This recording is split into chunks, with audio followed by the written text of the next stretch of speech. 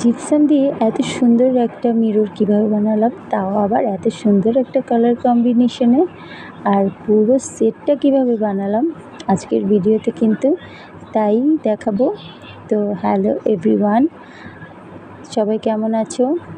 তো আজকে আমি যেই ডেকোর আইটেমটা করব সেগুলোর জন্য কিন্তু আমি আগে মোল্ডে যে লাভ শেপটা দেখতে পাচ্ছ এটা আগে এঁকে নিয়েছি।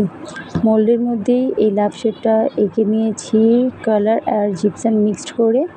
তো মোল্ডের মধ্যে আঁকা হয়ে গেলে এগুলো কিন্তু শুকানোর জন্য রেখে দেবো। আমি প্রত্যেকটা মোল্ডেই এই শেপটা দিয়ে নিয়েছি। তো এগুলো শুকানোর পরে এই মোল্ডের উপরে আমি জিপসামের যে মিক্সচারটা আছে সেটা ঢেলে দিয়েছি। তো এক এক করে সবগুলোতে ঢেলে দেওয়ার পরে আমি যখন মিররটা করতে গিয়েছি তখন কিন্তু জাস্ট এই যে মিক্সচারটা সেটা শুকিয়ে যাচ্ছিল।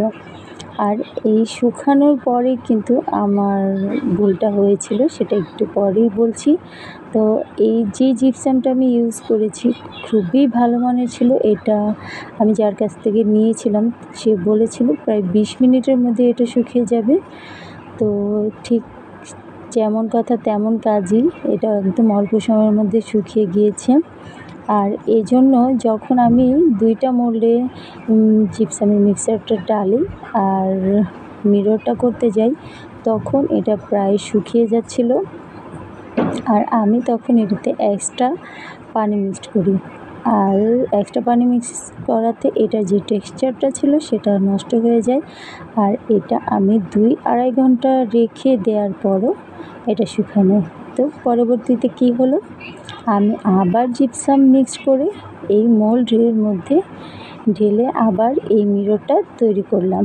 তবে এটা 2বার করাতে কিন্তু আমার লাভ শেপের যে ডিজাইনটা ছিল সেটা নষ্ট হয়ে গিয়েছে।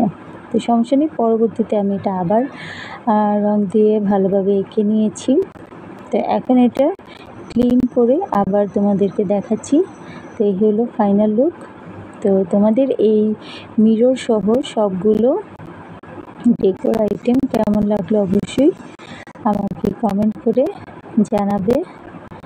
আর তোমরা যদি এই জিপসামটা নিতে চাও এই পেজে অবশ্যই নক করতে পারো, এই পেজ থেকে নিতে পারো। খুবই ভালো, একদম সত্যি 20 মিনিটের মধ্যেই এটা হার্ড হয়ে যায়। তো যারা দ্রুত ডেকোর আইটেম বানাতে চাও জিপসামে তারা কিন্তু এটা নিয়ে নিতে পারো। তো এই ছিল আজকের ভিডিও। তোমাদের কোনো কিছু জানার থাকলে কমেন্ট করতে পারো। আমি কোনো এক্সপার্ট না, আগেই